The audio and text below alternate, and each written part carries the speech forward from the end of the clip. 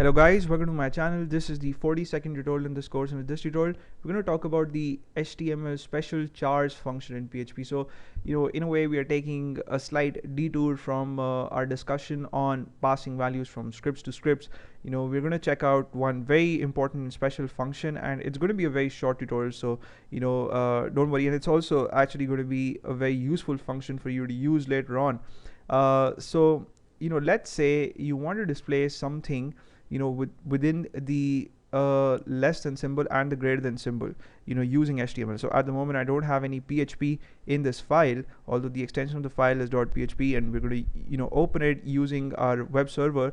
But let's say you want to display something within the less than the greater than symbol, and this is the syntax for HTML tags. So you can see that I have the HTML tag, the head tag, title, body, and all of these use the same syntax. So when you try to do something like this, what the browser tries to figure out is, okay, is this a valid HTML tag or not?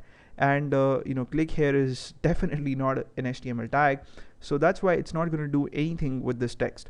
What we're trying to do is something very simple. I just have an anchor tag on line number 6, and then I just want to show this text on screen. Click here, and I want this to be an active link, so that when a person clicks on it, the person is redirected to google.com. That's all I'm trying to do.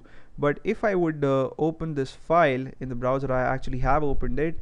So you can see that I don't see the text click here, and that's because the browser just ignored this text, because it tried to convert it to an HTML tag and look for what it had to do for a corresponding tag, but then it couldn't find anything, so it decided to just skip it. So we see nothing. Now if you want to display something that is sensitive to HTML, then you can use PHP for that. And what we're going to do is, I'm going to just cut this value, and I'm going to start a set of PHP tags here. So I'll type in PHP, and then over here again I'm going to end my PHP tag, and in between these I'm going to create a string value, and I'm going to call it str, and to it I'll assign the text click here, right? And then on the next line I'm going to use an echo statement, and I'll type in the function name HTML special chars, right? That's the name of the function. And then within parentheses I'm going to pass in this string variable, the one that I've just created. So the name of that is $str, and I'm going to put a semicolon to terminate the statement. And now when I refresh it in the browser, I see the text click here, right? So what PHP has done is, it has changed this text to a form that's not going to confuse the browser, and the browser is going to render it not as an HTML tag. So it's not going to treat this as an HTML tag anymore.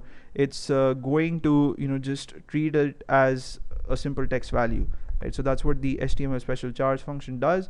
And when I click on it, obviously I'm going to be redirected to google.com. So that wasn't the catch in the script. The catch was, if you want to do something that might confuse your web browser on the HTML end, then you have to use the HTML special chars function. And in the next tutorial we're going to check out another such function, HTML special entities, and that's again very important. And I actually wanted to discuss both in this tutorial, but then I just love it when my tutorials are short, so I'm going to discuss that in the next video. And I hope you guys had fun watching this tutorial. You may subscribe to my channel if you haven't already. I'm going to see you in the next video. Till then, take care.